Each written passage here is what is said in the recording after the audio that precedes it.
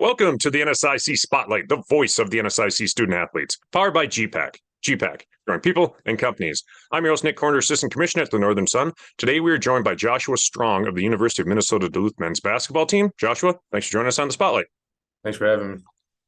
All right, let's get started by you telling us a little bit about yourself. I'm a point guard for UMD men's basketball team. I'm an entrepreneurship major at our school.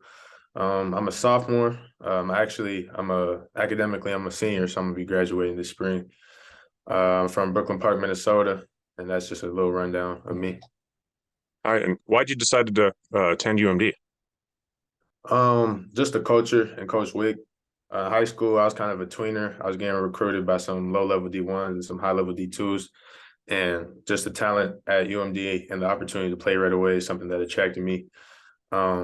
In terms of school, I had a lot of credits transfer over from my time doing PSEO in high school, so it kind of worked out too in that realm. But yeah, just Coach Wick, he was the main dude. Kept in contact with me.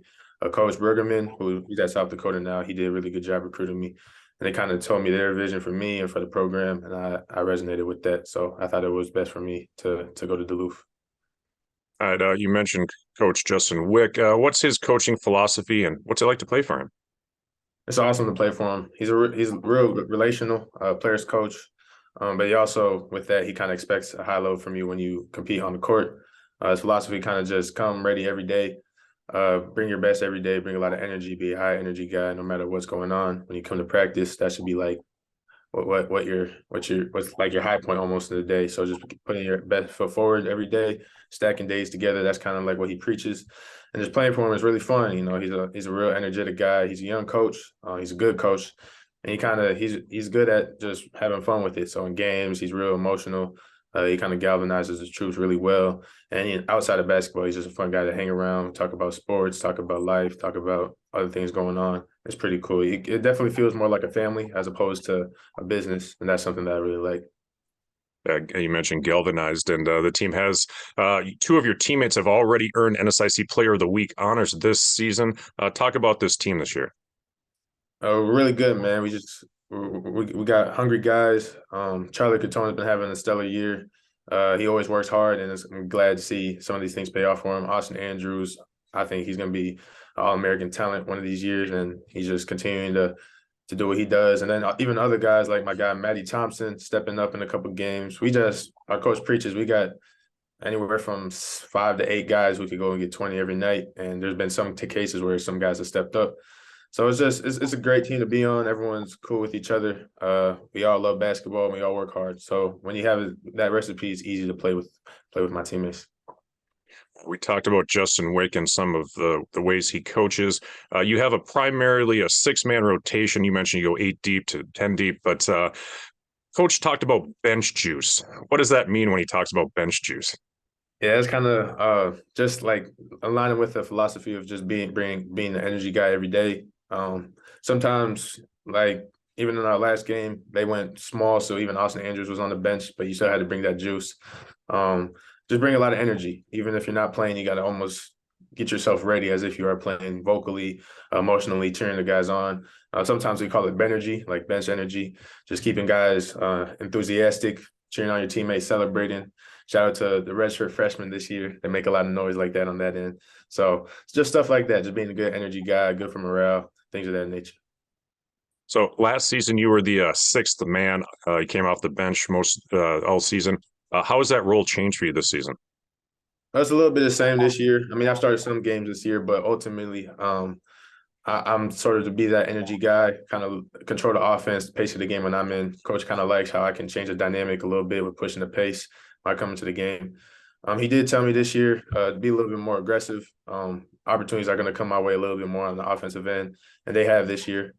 So just making the most of my offensive opportunities. We have a lot of guys who can score. So as a point guard, my job is to get those guys going and then pick my spots. And then on the defensive end, be like that spark plug for our guys. Vocally, just active hands, things like that, and just be a leader for our team. And that's kind of the step I think I made from my freshman year to this year, especially with the game slowing down. It's a little bit easier for me to kind of find that balance between getting my guys going and looking for my shot when I need to, and then on the defensive end, leaving an impact in that way. So Bulldogs are off to a 7-2 start, but more importantly, 3-0 in the NSIC, which included wins over Crookston and Bemidji State last week. You head to Minot State and UMary this weekend.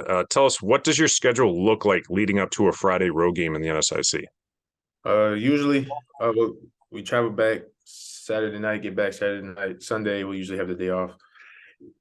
Monday, we'll do scout, things like that. It'll either be, it depends on the week. Sometimes it's like a really hard, intense practice. Other times, coach we just shoot around. But then Tuesday, Wednesday, Thursday, we kind of lock into scout, prepare that way, and then head out Friday or Thursday. I know this week we're leaving pretty early Thursday. It's a long trip to North Dakota, so I'm excited for that one. It's gonna be a long bus ride. But yeah, we just prepare early on during the week, throughout the weeks, referring to our scouts very often, making sure we're locked into what the opponent throws our way, especially when we're in conference play. And then hoop Friday, Saturday, hopefully we can get some dubs. All right, so 25 years ago, I rode buses all around the NSIC when I played football. We didn't have Wi-Fi. We had DVDs and watched movies on the buses. What is it nowadays? What do you guys do on the bus on those long road trips? We do have Wi-Fi on our bus, but it doesn't really work. So a lot of guys, when they have homework, we're on our hotspots. And then, like, when you get to certain spots, like the Wi-Fi connects, so you're like in the middle of a paper and it disconnects and you're like hoping it saves.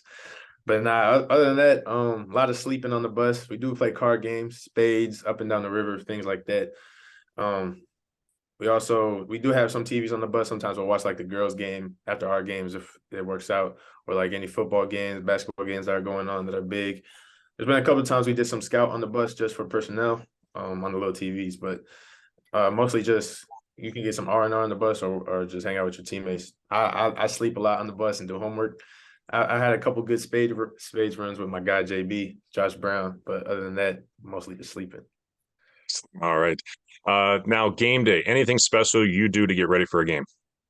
I say, I mean, it's not too special. I'll pray a little bit, and then like right before I get to go to the locker room, about like if we play after the women's game, for example, like first media, I just go down to the locker room. I'll do a little prayer, and then put my music in, start listening to my music. Start stretching, things like that. Something I picked up in college. Mason Steffen, who was on our team last year, he used to lead our team through breathing and like yoga sessions.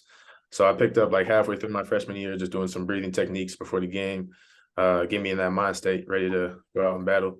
And then just make sure my body's loose, mind's loose, all that stuff, get ready for the game.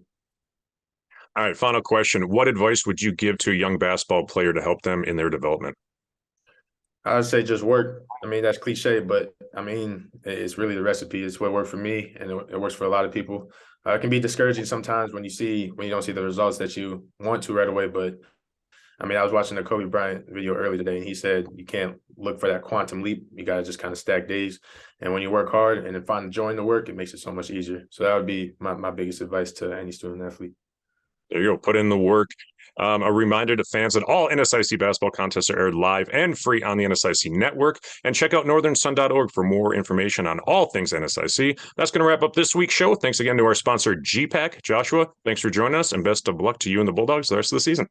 Appreciate you. Thanks for having me.